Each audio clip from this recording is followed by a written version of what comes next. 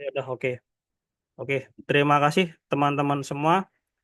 Selamat datang di presentasi pada malam hari ini ya, teman-teman semua, atas partisipasinya. Kita dari kelompok 10 di sini akan membawakan presentasi yang judulnya adalah Fintech Tradisional, Strategi Digitalisasi Layanan Bank Tanpa Merubah Arsitektur, Sistem Informasi, dan Struktur Data. Oke, next, Mas. Slide-nya next. Oke. Eh, Kenapa kita menggunakan tema ini karena urgensi di transformasi digital di perbankan itu saat ini berada di tengah arus transformasi digital yang sangat dinamis. Jadi perkembangan teknologi informasi telah melahirkan inovasi layanan keuangan, salah satunya layanan fintech atau financial teknologi. Di satu sisi, startup financial teknologi itu membangun sistem digital yang sangat fleksibel dan mampu berinovasi dengan cepat. Namun, bank konvensional menghadapi tantangan besar dengan hadirnya fintech ini ya.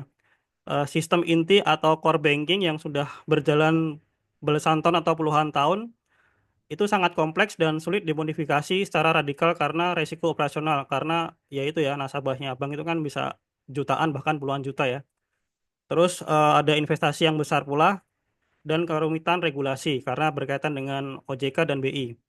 Karena itu muncul pendekatan fintech tradisional di mana digitalisasi layanan bank dilakukan dengan menambahkan teknologi di atas sistem lama tanpa perlu adanya overhaul atau mengganti arsitektur utama bank. Oke, berikutnya. Next.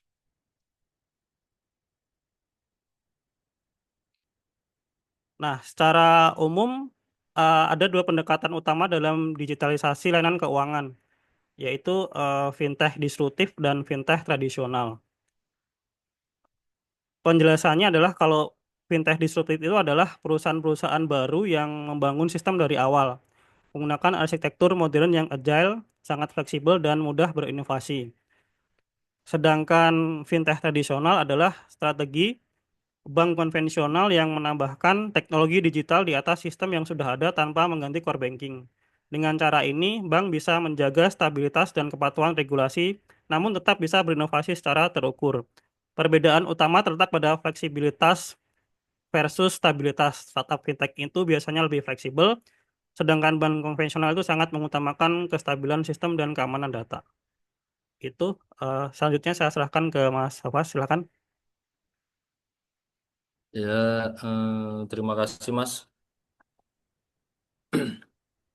Selanjutnya saya akan paparkan yaitu strategi digitalisasi tanpa mengubah core system, yaitu fintech tradisional sebagai pendekatan modular aman.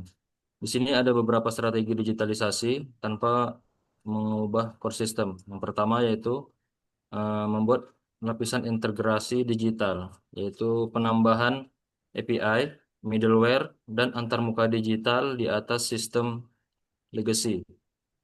Lalu selanjutnya ada transformasi modular, yaitu digitalisasi dilakukan secara bertahap tanpa mengganggu operasional inti. Selanjutnya adalah efisiensi dan kepatuhan, menghindari sertifikasi ulang dan gangguan regulasi melalui stabilitas core system.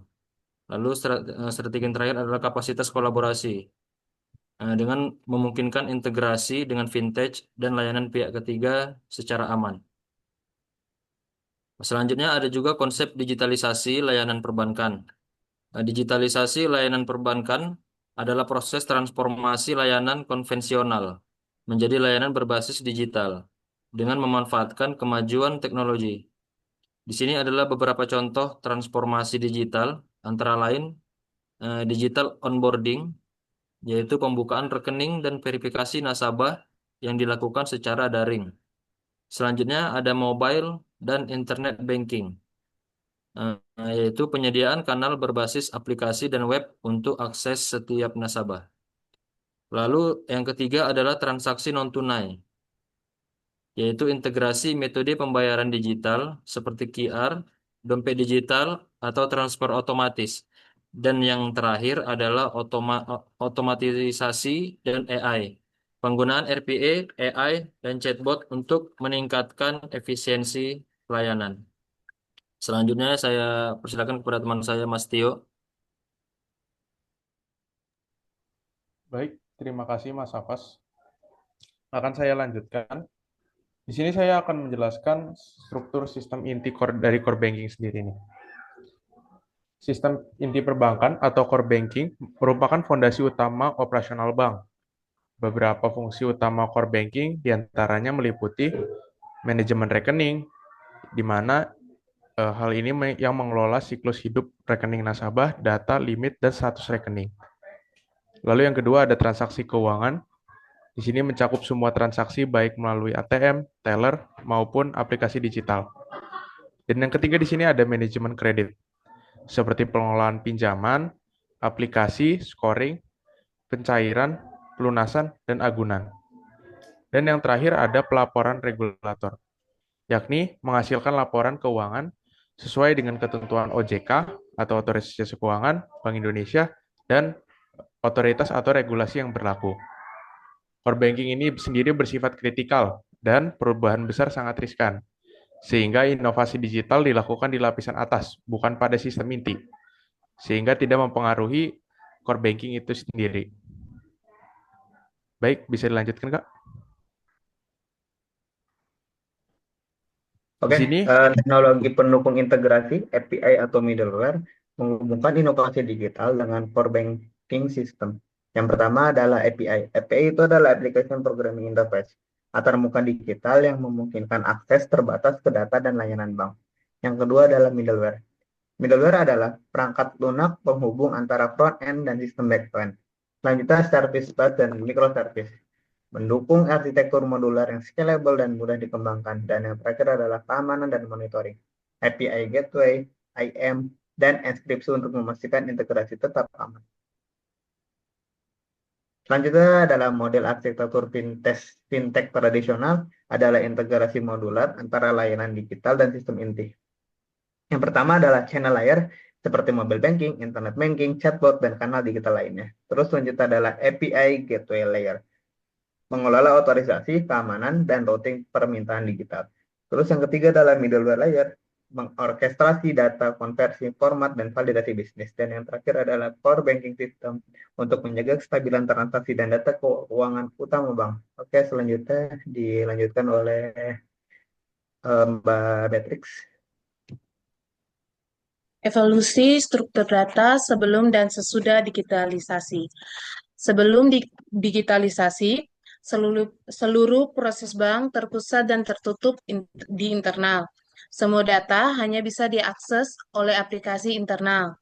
Setelah digitalisasi melalui fintech tradisional, bank menambah lapisan API, gateway, dan middleware yang memungkinkan aplikasi digital dan partner eksternal mengakses data tertentu secara terbatas dan aman. Struktur data ini seperti account, customer, loan tetap utuh, namun dapat diakses oleh sistem eksternal secara terbatas. Placer-Dole diagram, di mana ERD lama dan baru ditampilkan dalam dua blok perbandingan visual. Lanjut. Untuk studi kasusnya yaitu di mana BCA API dan BRI API, di mana sebagai contoh nyata BCA membuka layanan keuangan untuk mitra digital tanpa mengubah core banking lewat BCA Open API. Begitu juga dengan BRI yang merilis BRI API sebagai platform API gateway yang memungkinkan pembayaran dan integrasi dengan partner digital seperti fintech dan e-commerce.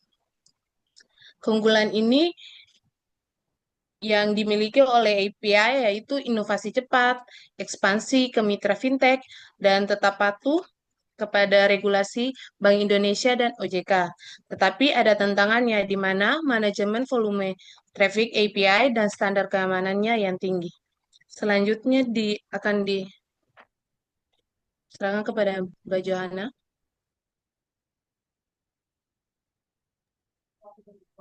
Baik, terima kasih. Oke.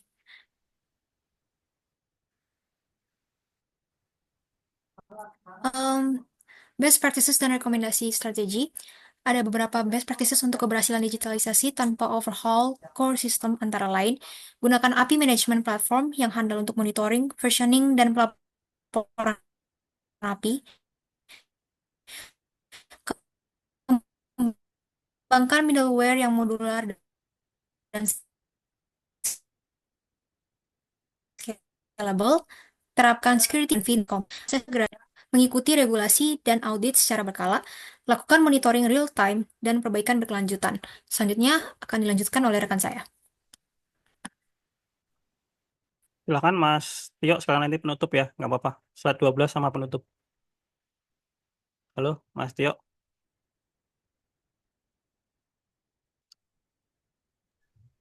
Oke, Di slide baik. 12 sama penutup ya.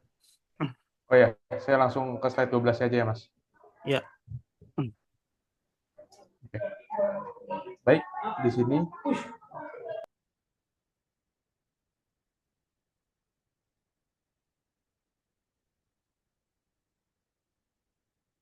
maaf bentar Kak, agak lagi rame di sini. Ya, nggak apa-apa, nggak apa-apa.